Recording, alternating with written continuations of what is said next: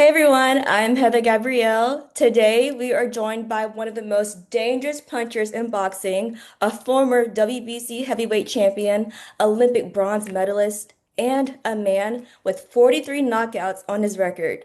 It's the Bronze Bomber, Deontay Wilder. Woo! Yay! Have you been? Have you been since your last fight? I've been doing very well. Thank you. It's been a pleasure just being able to go out in life and see all the different fans all over the world just come up to me over and over again from different things that I've done, whether it's in the past or whether it's currently today. So to this day, to this day, to this day.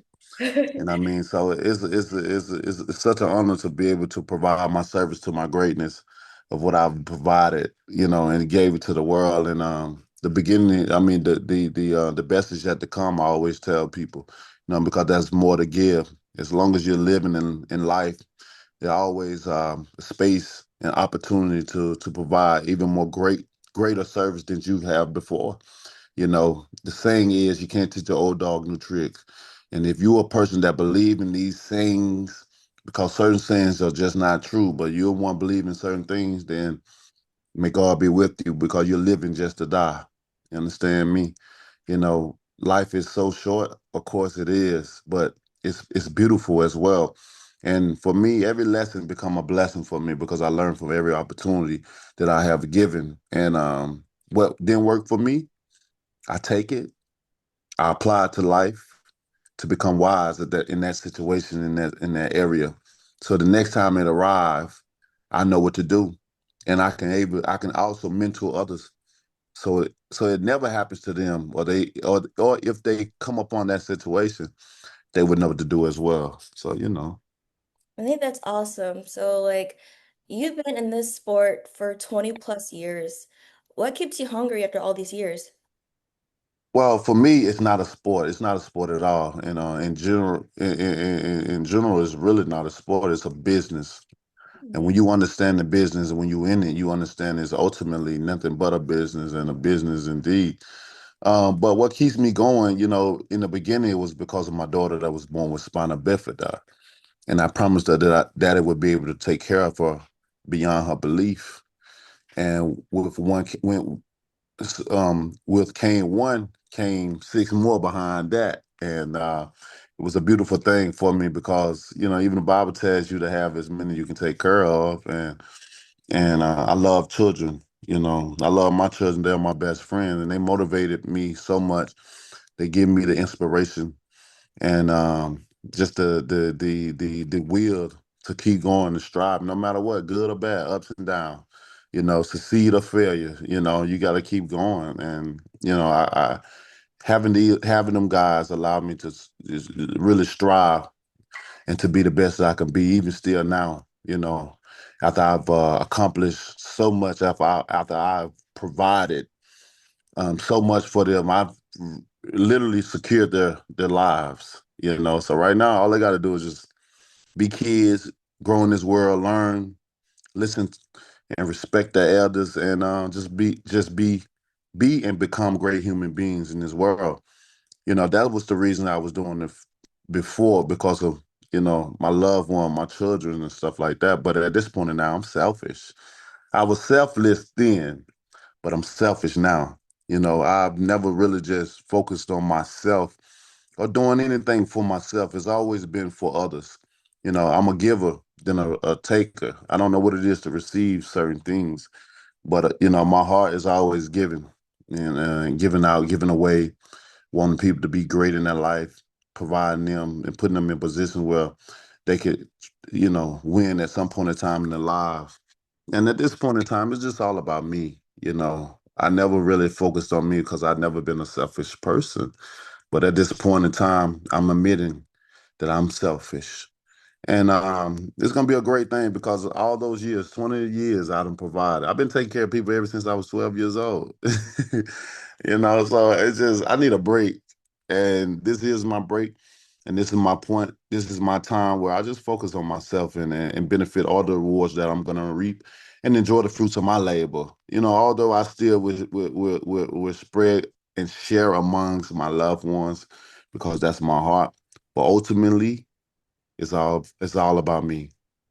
Yeah, I've been with you on your boxing journey since been watching you since like '08, '09 when I was first introduced to you, and you had so many ups and downs in your journey, but you've been able to push through it all and persevered through it. In your last fight, you scored a seventh round knockout against your opponent, Tyrell Anthony Herndon. How much did that win mean to you and to prove to yourself and the critics that, you still got it, you're still here? Yeah, most definitely.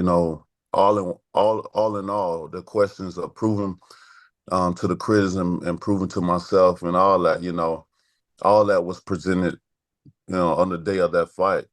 I've been through so much, and I tell people, a lot of things has happened to me over these last 45 years, and it always all been a mental, um, it's all been related to mental things, and a lot of betrayal has happened to me in life, being able to help people, but in the end, they only there to see what they can gain and and take and not contribute and put back in. A lot of stealing from me from loved ones and people that I've brought up, a lot of stabbing in the back, a lot of betrayal, and I couldn't cope with a lot of the things that was going on mentally. I never been in a such situation where it was a domino effect of betrayal that has happened. And anyone know about betrayal to know it's 10 times worse than a heartbreak or anything else. And I just really couldn't cope with a lot of things that was going on the outside. So it made me lose my focus in the inside of the ring. I didn't understand what was going on until I understood what was going on, and immediately when I understood what was going on with me, I had to go get help. I had to go see a sports psychologist and get things going. And he really helped me out, brought me back together, allowed me to understand certain things and really and really put forth energy that into things that I can control and not put energy in things that I can't control. The last outing was a tester for me to see I'm on surely back. I'm on fully back like I feel that I am in my heart, and certain things that I was able to do in the ring and the things that was coming to me while being in there um, allowed me to identify that I am truly back. I needed that. I needed that test run, and here I am on my way to regaining all the titles and unifying the division. And besides, the world needs me.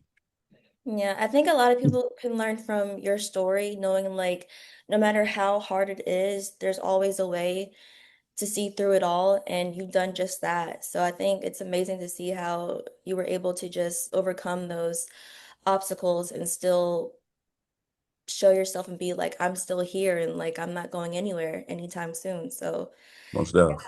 And I want to kind of see, so I want to change it a little bit. So I want to hear from you, since you first got into this business, how has it changed? Um, I mean, this business changed dramatically. You got a lot of, first off, you got a lot of influencers that's in the business, Mhm. and they're running it up with the things that they're doing, exhibitions and fighting other celebrities and stuff like that, which is good, but that's not the traditional way of how a fighter is molded, nor how he's made, nor how the structure of boxing is performed in the real world of business of boxing. A lot of these influencers come along and they have different all these different types of followers and stuff, and people don't care who you are. They don't care about the records and stuff. They just want to see you fight at the end of the day. If you go outside and somebody get to fight, you will have a crowd. Nobody may not know neither one of the peoples that's about to fight, but they want to see a good scrap though. You know what I mean? And that's just how it is. So when they have these influencers come in and try to do certain things in boxing, that's not the standard or model way of doing things, nor would it happen in the real world of boxing. And a lot of young fighters get mad at that and what they see because they know that's not the real reality of how it goes. And a lot of guys train years and years and years upon years and never get to see a certain amount of money or never get to see a certain type of place or be in a certain type of position to even win or to even provide for their families.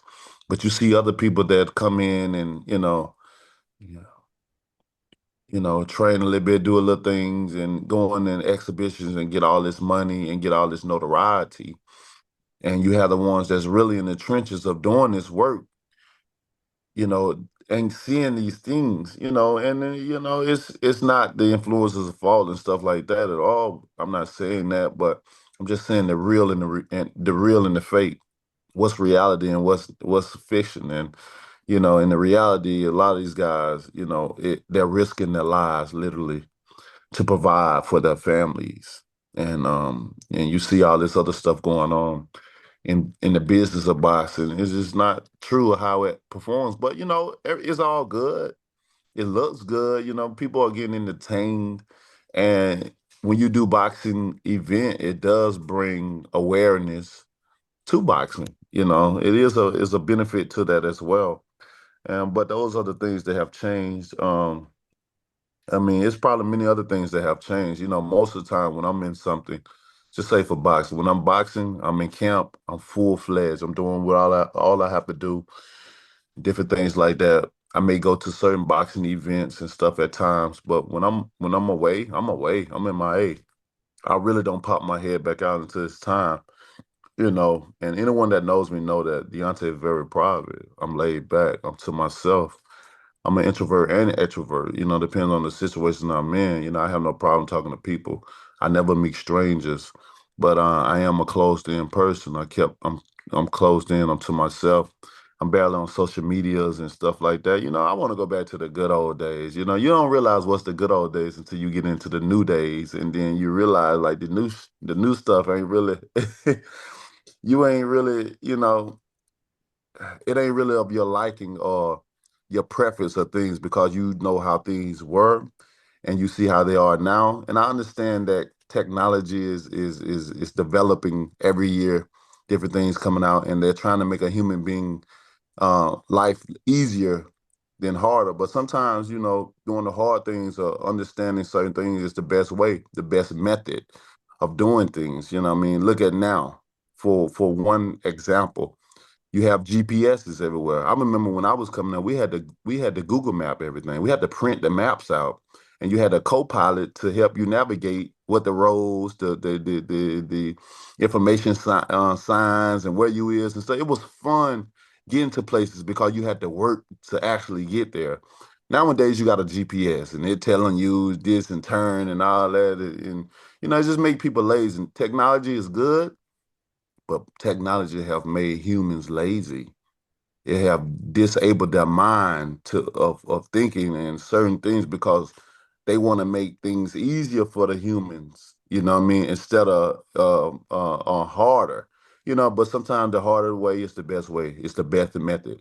It ain't no shortcuts in life, at all, and it disable us from learning fully and properly. So when they say the good old days, when I was young, I didn't really fully understand the good old days, but as a grown man, I understand truly and Yeah. sincerely of what the good old days feel and what it looks like. And I miss the good old days. All right, going back to the maps, Mom and I had this conversation earlier about having to print out the stuff. What is it called? Like the Quest thing? The Yeah, Quest? You put it, yeah, it's always the driver and the passenger. They're always, yeah. you have to have the passenger to read you the directions. And then you're like, you have to switch it like, oh, wait, sorry, hold on. Wait, we took out the wrong exit. Like you can't, Right. like, if you miss the exit, you just miss the exit. You can't go back. I don't All that good I will stuff. be, I don't know if I'll succeed or feel good being the directioner. I still don't know my left from my right. But yeah, I feel like I wouldn't be a best person. I'll just be the back seat. Just let me know when we get there. Right. So you'll be asleep. I'll be asleep. Hey, but No, wake me up if you need a driver. Wake me up. no. Like, hey, if you need me to take over, I'll drive. But Right. yeah, I'll be asleep most of the time. I But like that. for someone like you, you fought so many opponents. What is something what is a quality or qualities that you appreciate from a fellow fighter? I mean, what I appreciate from fellow fighters, all fighters actually, is step in the ring that they're risking their lives for others' entertainment. I respect all fighters. My hat goes off to all fighters that stepping in, no matter what the skill level or where they come from, their gender or their race. What I mean, it's a mutual respect. To be able to let your guards down to get over those ropes, or some may go under the ropes and be in there to risk your life. So when that bell say ding, that's it. The contract has already been signed anyway. So, just those smaller things that people don't realize or really see, especially not being inside of the business, you will never know. You would never understand what a fighter truly has to go through to be able to operate and be successful in this business. It's tough. It's very tough. And I always look at the business aspect of things in boxing, and have to acknowledge that, and give credit where it is. So, you know, I respect all fighters that step in that ring, man. Uh, May you all enter in and come out the same way that you came in and go back to your families. Yeah, speaking of families, you are a dad, a role that you cherish more than being Deontay Wilder, the boxer. From all that you've accomplished, what is something that you learned over the years that you want to share with your children? Just in general. Yeah, just in general, like something that you learned like in the ring or outside, whether it was, during those hard training seasons of preparing for a fight. What is something that you learned that you want to share? Yeah, well, there's one thing that I want to share, and I had to learn over the years upon obtaining this information. And I got this information when I was young, maybe between the ages of maybe 7 to 10. I can't recall the exact age, but my mother gave me a poster, and it had a bear on it, and Hmm. it was running a relay race, and it won the race. But the message was simple, but it was sweet. And for me to be a child and to look at that every day, to stare at that poster every day, to actually understand what it means and what it says, it meant a lot. And it just simply said, you don't know what you can do until you try. Yeah, And that right there is golden words. That's a golden message. But it's only to the one that's receiving to acknowledge that, and to apply, and to capture it and apply it to your heart, and to truly understand. See, I abide by the words of what's understood don't have to be explained. So mm, I don't have to be explained something. You don't have to go in full details of certain things to explain, because it's understood already. Sometimes it's overstood, and to allow people to understand, even with my children, and for me to even know, even as an adult, still traveling through life and navigating and trying to be the best that I could be. But I also really understand that I don't know what I can do until I try. right, And then even when I try and it fails, that don't mean give up.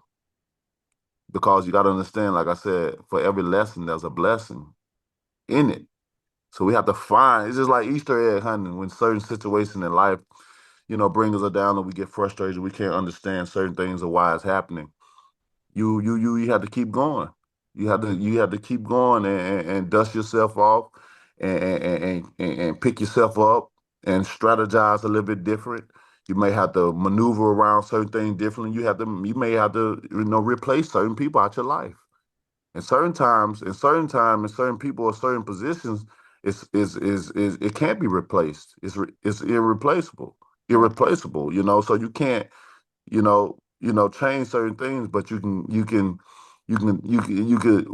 once those things are deleted out your life, you start realizing that things will start opening up for you. You start thinking clearer.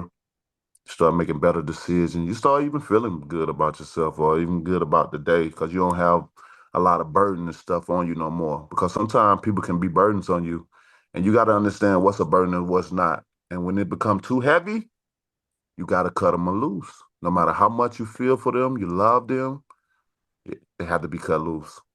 Mm. So I would say that, and you don't know what you can do until you try. So, hello world, wake up. And when you're feeling discouraged in something, continue trying, continue to be your best, continue to provide your service to your greatness. Because in the end, we're looking for the end result.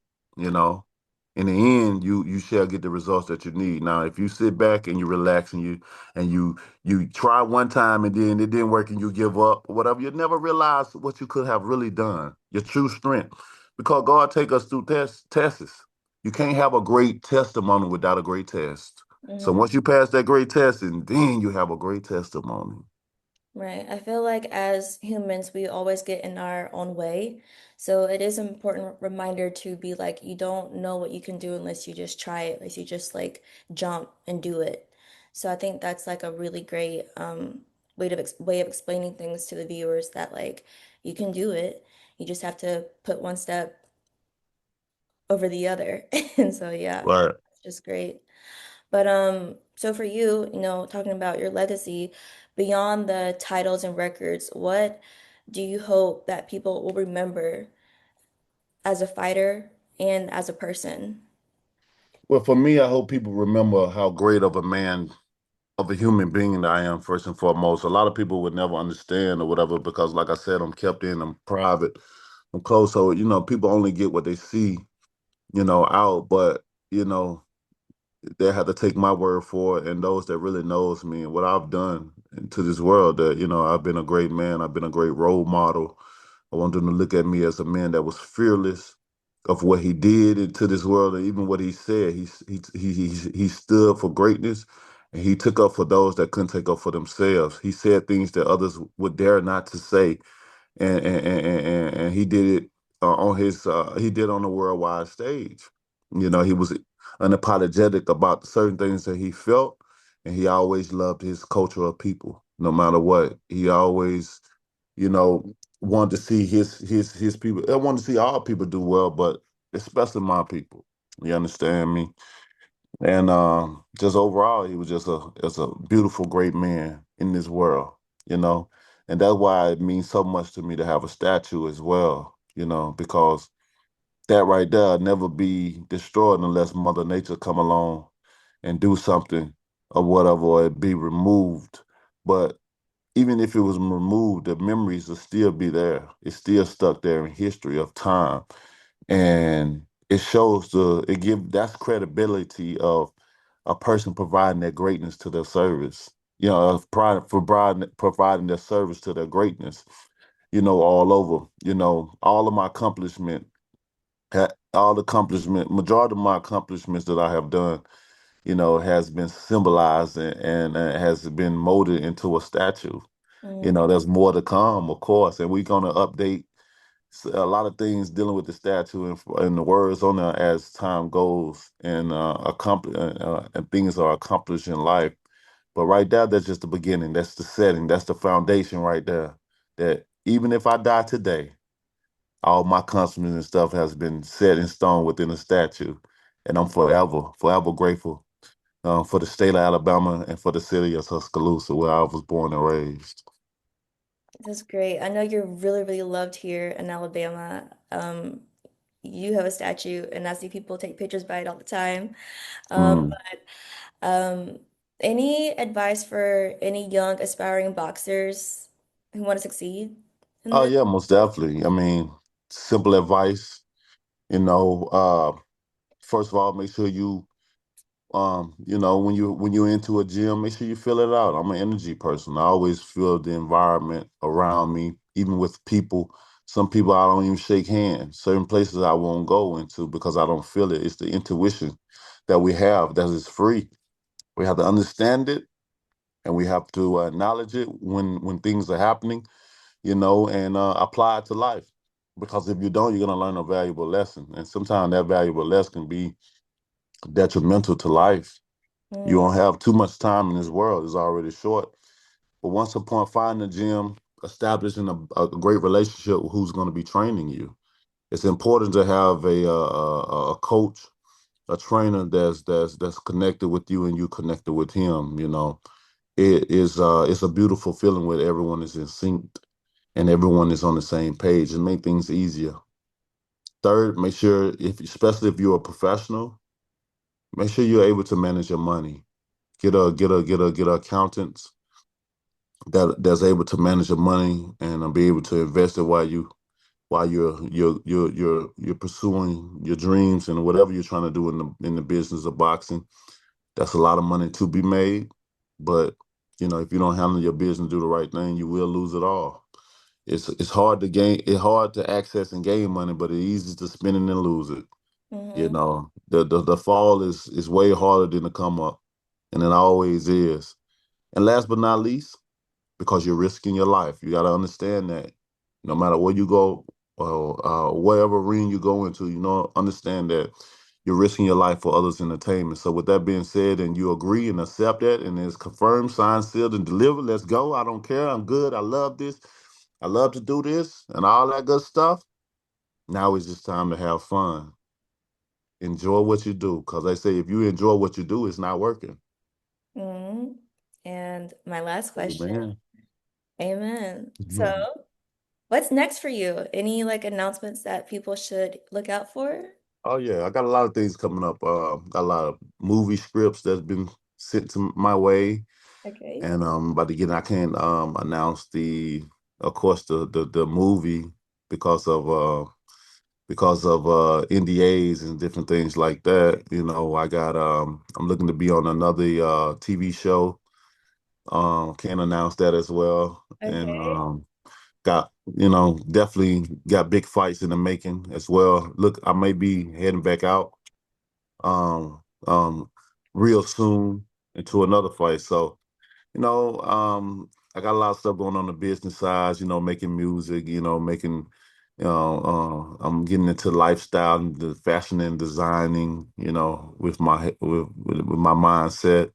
I'm looking to get my pilot license as well. Okay. I'm a certified scuba diver already, so I'm looking to go explore even more in the ocean as well and do a lot of different things. So I got a lot of things going on. The kids are growing, they're getting big and being involved in the sports and stuff. And you know, yeah, we're just enjoying life.